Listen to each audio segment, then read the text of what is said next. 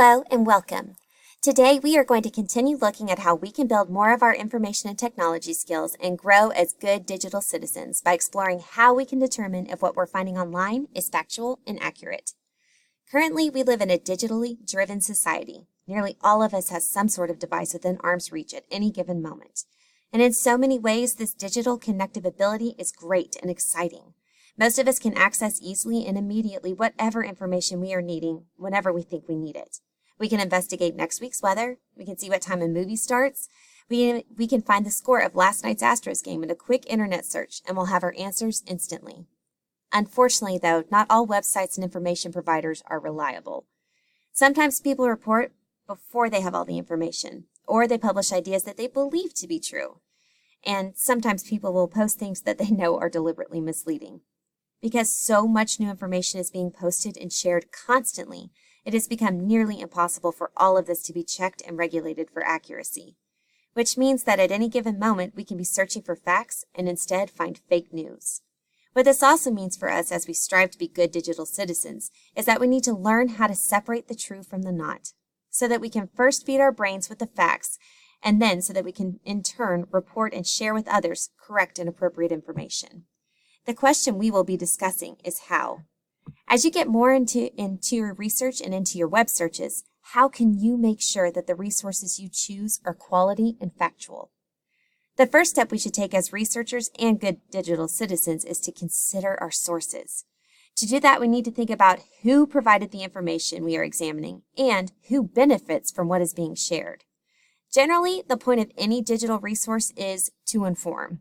So looking to a provider's purpose for their websites or articles may not be as helpful as we would like it to be when we're determining whether or not it's credible. We need to instead look at who is spreading the message and who stands to benefit or be affected negatively by this communication. Ideally, when it comes to reporting facts, the goal should be to share what is true without concern about how this hurts or helps anyone else. The facts should just stand alone. But sometimes people have strong opinions, or they're being paid by another source to write and spread around messages, and it's difficult for them to remain impartial and just stick to the whole truth. So before we decide to buy in on a resource we found, we need to see who wrote it, which we can usually find on the About Us link.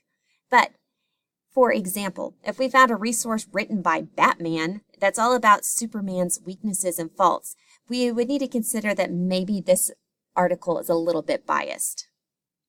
We need to figure out also who is paying for the site. For example, if we see that the United States Sugar Association has sponsored an article about the benefits of sugar in your diet, that's a red flag. This article may be choosing what facts they want to share and what facts they don't want us to hear.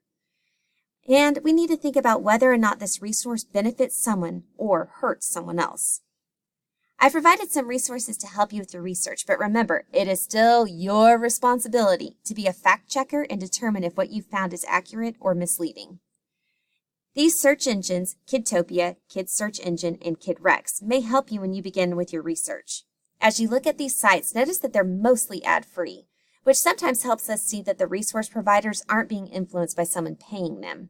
But again, look carefully at the websites that these search engines give you. Just because a resource ends up on a credible search engine doesn't necessarily mean it's a credible source.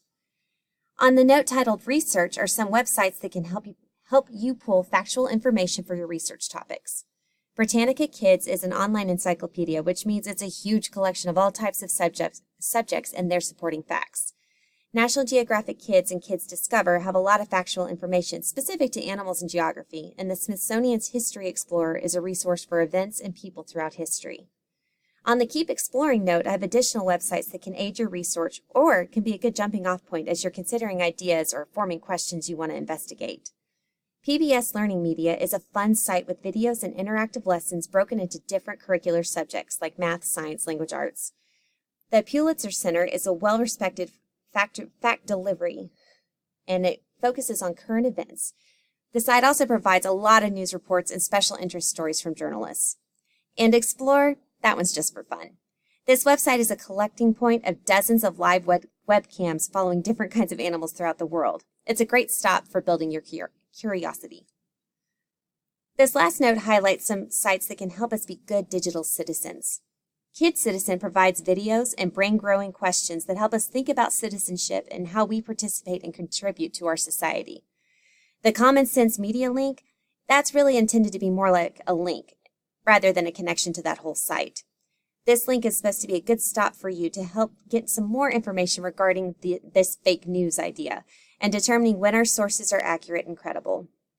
And these last two resources are here to help you with your citations for all of the information you gather as you research, because good digital citizens give credit.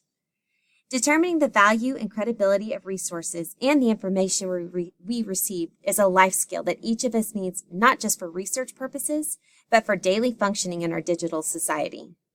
Every social media platform has different stories that are being proclaimed as news, and we need to consider them before we believe them. This exercising of our facts or fake news skills will not only help us filter through the slants and the lies, it will help us become self-thinkers. People who can think for themselves are the kind of global contributors that make the most positive impacts on our ever-changing world.